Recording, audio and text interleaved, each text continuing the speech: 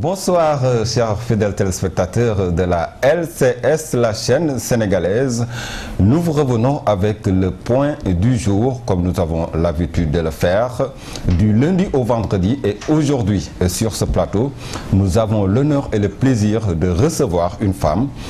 C'est Madame Thérèse Faye Diouf qui est la directrice de l'Agence de la petite enfance et de la case des tout-petits qui est là, notre invitée du jour. Bonsoir Madame Faye. Bonsoir.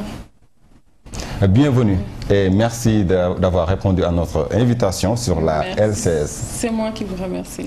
Je devrais même dire, au lieu de dire Madame la directrice, Madame le maire. Le maire. Parce comme que vous voulez. Depuis, après les élections locales du 29, Thérèse est devenue maire de sa localité. Nous allons donc parler directement de ces locales. Alors, comment vous êtes parvenu vraiment à dérober ce fauteuil de maire? Merci beaucoup. D'abord, permettez-moi de saluer les téléspectateurs et vous remercier pour l'invitation. Féliciter aussi pour la même occasion tous les camarades qui ont parvenu en tout cas à gagner leur localité et encourager ceux qui n'ont pas pu réussir le pari et dire que c'était difficile quand même. Mais par la grâce de Dieu, nous avons réussi à relever le défi dans beaucoup de localités. À Diarère, comme vous l'avez bien dit, ce n'était pas du tout évident. C'était une zone qui a sa spécificité, mais quand même avec un programme bien ficelé, mais aussi avec un discours sincère. Nous avons pu convaincre les populations et aujourd'hui ce qui reste c'est de travailler à développer la commune de Diarère, à satisfaire les attentes des populations mais surtout à faire émerger en tout cas toutes les catégories socio-professionnelles de la localité. Diarère. Moi, oui. Je sais que vous êtes natif de Fatick, mais où se trouve exactement Diarère? Diarère se trouve dans le département de Fatick, arrondissement de Tataguine, à 12 km de la commune de Diouroup.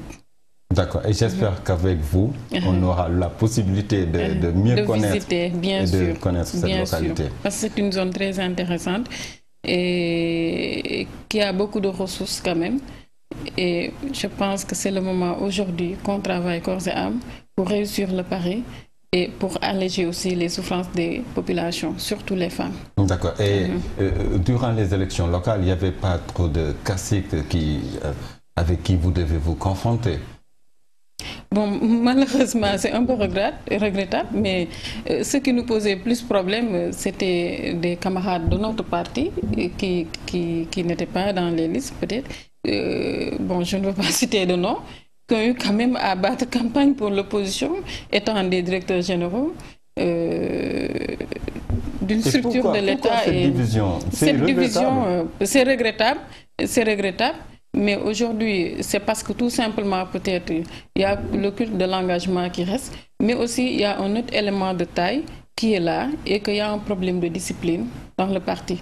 Parce que je pense que tout le monde est conscient que le dénominateur commun aujourd'hui, c'est le président de la République, Macky Sall. Donc, toute personne, quel que soit le rôle qu'elle joue au niveau de l'État, ou bien le statut qu'elle occupe dans le gouvernement, que ce soit ministre, directeur général, c'est parce que d'abord il y a le président qui est là. Et donc Macky je Sall pense est que l'alpha et l'oméga. Bon, si vous voulez. Mais là, ce que je dis, c'est très clair, parce que c'est une chaîne. Il faut d'abord que le président soit là, pour que Thérèse puisse être, par exemple, directrice générale, pour qu'une autre personne puisse être ministre de la République, etc. etc.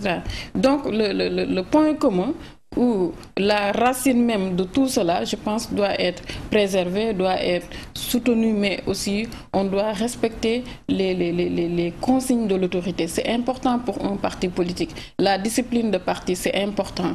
Bon, c'est vrai, ça, nous l'avons vécu dans le parti, mais heureusement que ça n'a pas du tout empêché que l'APR sort avec des résultats très brillants lors de ces locales-là.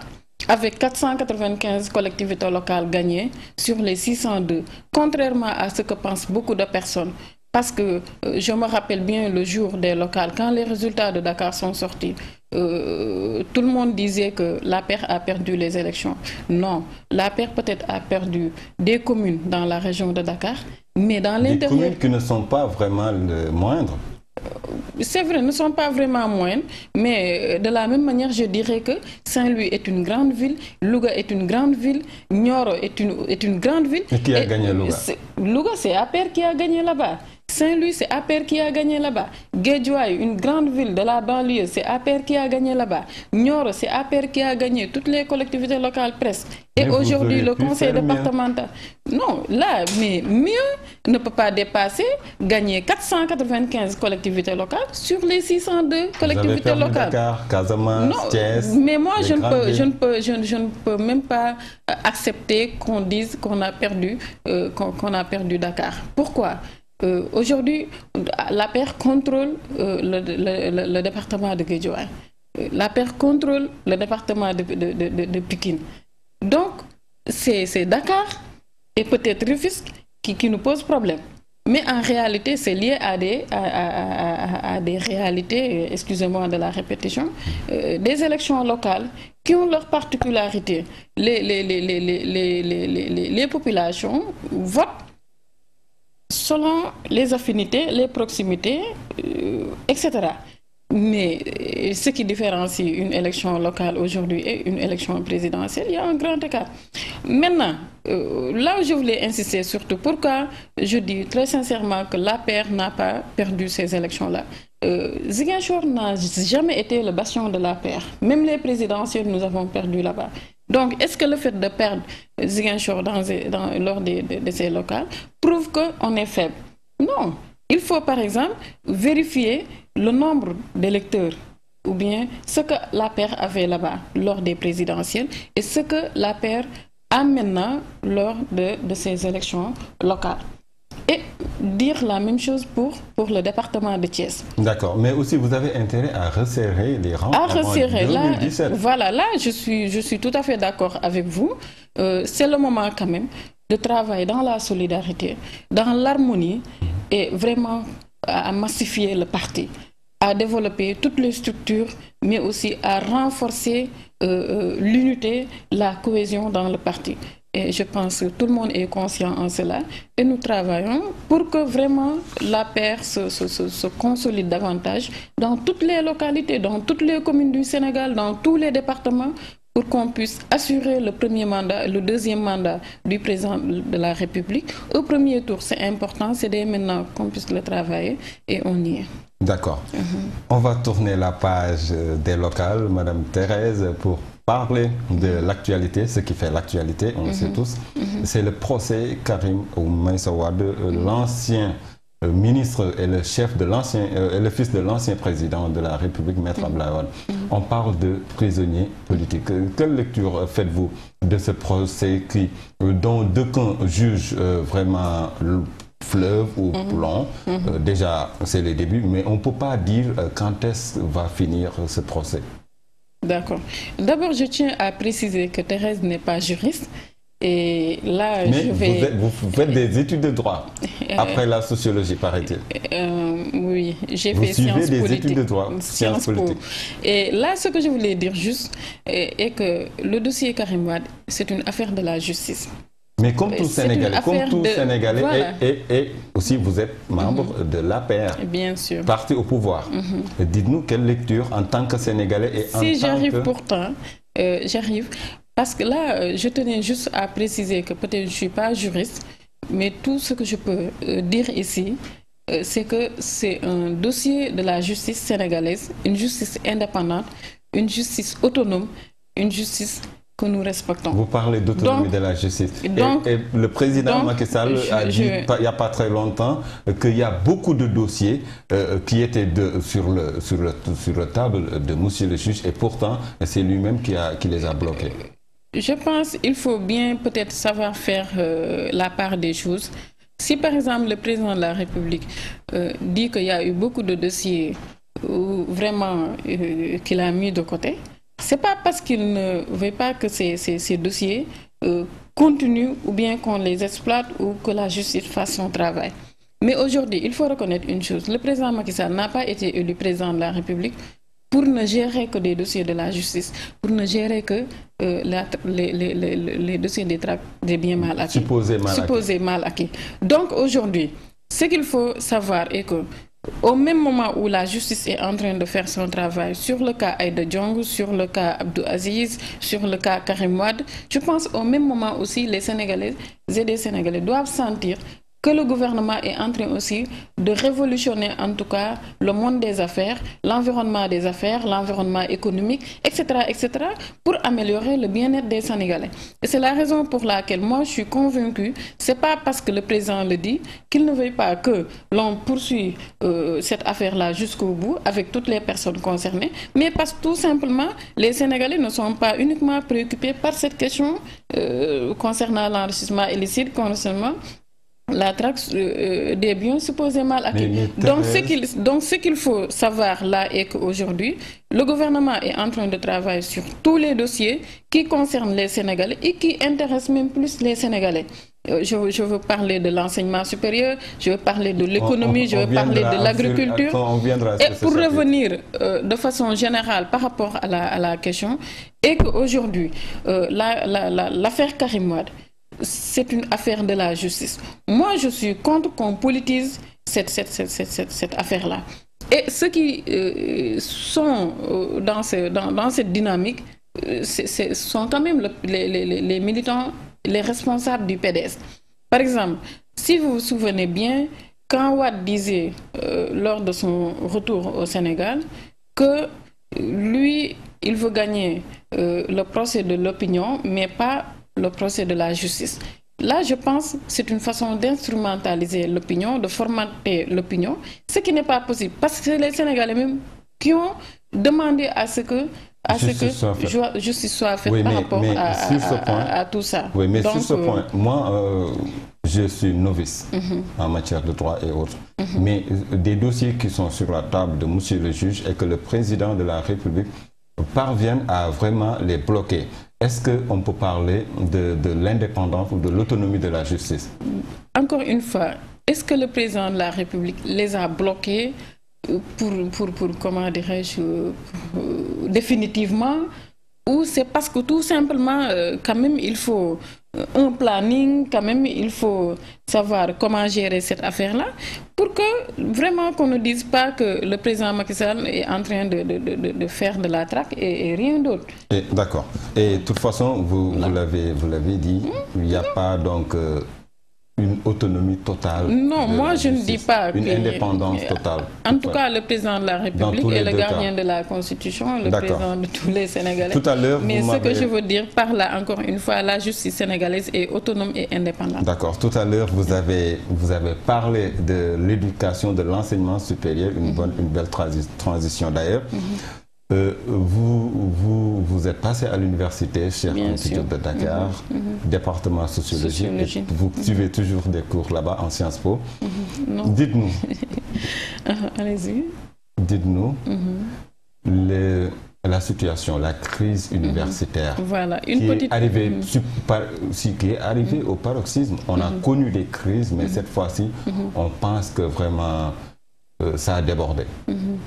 Merci beaucoup. Peut-être faire une petite précision. Je ne suis plus des cours à l'université. J'ai terminé là-bas. Et ce que je veux dire d'abord, permettez-moi très sincèrement de présenter mes condoléances à l'endroit de la famille de Bassirou Faye, mais aussi de toute la famille estudiantine du monde universitaire. C'est des événements regrettables quand même. c'est des événements regrettables dans la mesure où ça a occasionné la mort d'hommes. Mais ce que je veux dire par rapport à cela, c'est quand même qu'on appelle tout le monde à la sérénité, à plus de prise de conscience. Parce que l'université est une université quand même qui honore le Sénégal, mais aussi qui honore l'Afrique. Mais qui a perdu son lustre d'antan. Je viens. Pourtant, avec les réformes, on peut parvenir à replacer l'université Cheikh Anta Diop par rapport au statut qu'elle avait avant. Maintenant, ce que je veux dire par là, je ne m'adresse pas uniquement aux étudiants. Je parle aux professeurs, aux étudiants, mais aussi à l'État. Moi, j'ai fait l'université. J'ai été déléguée, j'ai fait le syndicalisme, j'ai tout fait là-bas. Mais je sais que c'est un espace très difficile. Les conditions socio-pédagogiques ne sont pas réunies. Il faut le reconnaître. Ça arrive même dans certains départements, au niveau de la faculté de lettres, que je maîtrise beaucoup, que l'étudiant, par exemple, après avoir eu son certificat de maîtrise, reste 2 à 3 ans sans pouvoir soutenir faute d'encadreur. Alors qu'aujourd'hui, on parle des problèmes de la question des contrats de performance. On va, pour ce qui concerne le point, comment dirais-je, la question sociale. Le problème avec les restaurants est là. Les problèmes des chambres sont là. Si on retourne un peu aussi au niveau du pédagogique, on sait qu'il y a de réels problèmes avec le manque d'amphithéâtre, digne même de qualité pour un enseignement supérieur de qualité. Maintenant, si ce diagnostic a été fait par l'État avec les concertations nationales pour l'enseignement supérieur, et puis que le président de la République s'est engagé à résoudre tous ces problèmes, qui, je précise, le président de la République a fait ses études à l'Université Cheikh Anta Diop de Dakar à l'IEC. Donc, il maîtrise parfaitement les problèmes des étudiants, sociaux comme pédagogiques. Donc, si l'État s'est engagé à travailler pour régler définitivement cette question, il y a des réformes qui ont été vraiment adoptées. Et tous les acteurs du monde universel... Moi, je dirais adopter à la va-vite. À la va-vite. Je suis d'accord avec vous. Par processus, je suis d'accord avec vous. Et pourquoi couper la bourse? Non, encore une fois, la bourse n'a pas été coupée. L'aide des étudiants. La bourse n'a pas été coupée. Mais le nombre de boursiers a été vraiment réduit. Je pense là aussi, il faut que les Sénégalaises et les Sénégalais comprennent une chose. Parce que souvent, on communique comme si, aujourd'hui, le président Macky Sall, comme si les étudiants avaient 60 000 bourses, l'État a coupé jusqu'à 30 000 bourses. Tel n'est pas le cas. Les réformes, je pense, les étudiants ont signé les réformes et ont bien compris le contenu des réformes. C'est quoi? Aujourd'hui, pour avoir la bourse, il faut des critères qui sont établis et que l'étudiant est obligatoirement, comment dirais-je, doit obligatoirement répondre à ces critères pour avoir la bourse. Si on fait un peu un appel à l'histoire, ce qui se passait à l'université, combien d'étudiants qui n'étaient pas étudiants, qui étaient étudiants entre guillemets, parce qu'ils avaient juste la carte pour avoir la bourse et qui ne fréquentent pas l'université Cheikh Anta Diop. Soit ils étaient dans les écoles de formation, soit ils sont des enseignants dans le privé ou un peu ailleurs. Donc si l'État s'est engagé à auditer le fichier des bourses, maintenant à aussi rendre visible tout ce qui était invisible, rendre clair tout ce qui était sombre. Donc je pense là on doit saluer cet engagement de l'État. Autre aspect aussi, je pense au niveau des étudiants, si l'État s'est engagé aussi à aider ou bien à mettre des mécanismes qui aident à ce qu'on ait un enseignement comment dirais-je, supérieur de qualité. Donc en ce moment aussi, moi je suis convaincue que les gens doivent accepter. Parce qu'encore une fois, ceux qui fréquentent l'université sont les premières victimes des problèmes de l'université. Donc, je pense, avec des concertations... Raison pour lesquelles les étudiants sont tout le temps en front et qu'ils s'affrontent tout le temps en front. Donc, maintenant, si les réformes... hypothéquées. Donc, si la réforme est une solution par rapport à ce problème, je pense qu'on doit accepter. Là où je suis d'accord avec vous, est qu'on ne peut pas, on ne devait pas quand même tout dérouler en une année. Ouais. Nous avons vécu... comment dirais-je, le système LMD. À a commencé d'abord à la faculté de médecine, après fac médecine, fac sciences, et après quelques années, ça a été généralisé dans l'université Cheikh Anta Diop. Là, je suis d'accord avec vous. Mais là où je ne suis pas du tout d'accord avec vous, qu'on dise que le gouvernement a coupé des bourses. Le gouvernement n'a pas coupé des bourses. Le gouvernement a travaillé à auditer le système d'attribution des bourses, le fichier des bourses, et il y a eu des manquements qui ont été soulignés. Et là, il faut régler ça. C'est la transparence, c'est la bonne gouvernance. Je pense qu'il faut que nous, quand même, qu'on essaie de s'approprier de ces termes-là de la façon la plus adéquate, pour aussi développer l'université et pour le bien-être de tous les étudiants, de leurs familles et des Sénégalaises et des Sénégalais de façon générale. Merci donc Madame Thérèse Faye Diouf, directrice de l'agence de la petite enfance et de la case des tout-petits, qui est aussi membre du directoire national exécutif de l'APR, l'Alliance pour la République, parti au pouvoir. C'était tout pour votre point du jour. Certainement demain à la même heure avec un autre invité. Merci à notre invitée Madame Thérèse Diouf et merci à vous chers fidèles téléspectateurs. Donc rendez-vous demain à la même heure.